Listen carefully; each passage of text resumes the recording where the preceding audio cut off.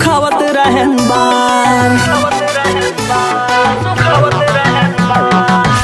अंगना में बैठी सुखावत रहन बार। यतन में आई गए सैया हमार। दोपहरिया में मजा लैके चला गए। लागत है सगुन दई के चला गए। दई के चला गए, दई के चला गए, लई के चला गए, लई के चला गए।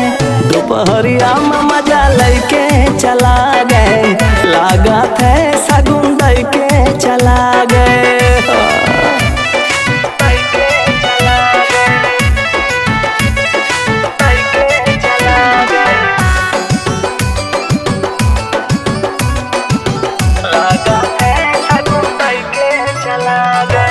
घरवा के काम धाम कई के बस नहान रहन।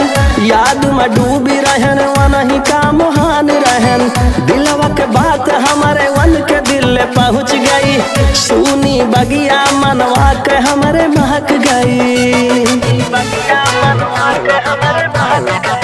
घरवा के काम धाम कई के बस नहान रहन। याद में डूबी रहन वनही का मुहान रहन। दिलवा के बात हमारे वन के दिल पहुँच गई। सुनी बगिया मनवा के हमारे महक गई। छिड़ गए जवानी के जंग यार पार। छिड़ गए जवानी के जंग यार पार। दोपहरिया में मजा लैके चला गए। लागत है सगुन दई के चला गए। दई के चला गए, दई के चला गए। दोपहरिया में मजा लैके चला गए। लागत है सगुन दई के चला गए।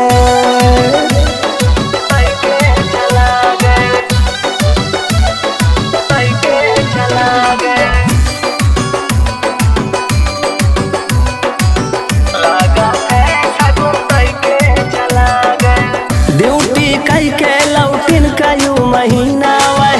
ऐसन प्यार की हिन छूटेगा पसीना वै।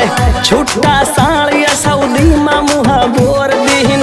बल भय खाए औ सगुन तनिका छोड़ दीहिन।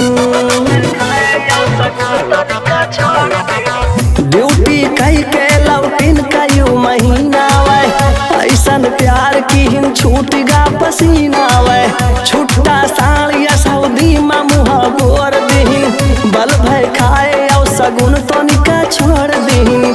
चली दीवा करता चैन कै बयान।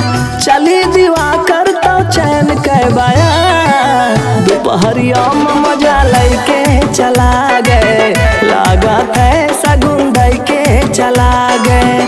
दई के चला गए, दई के चला गए।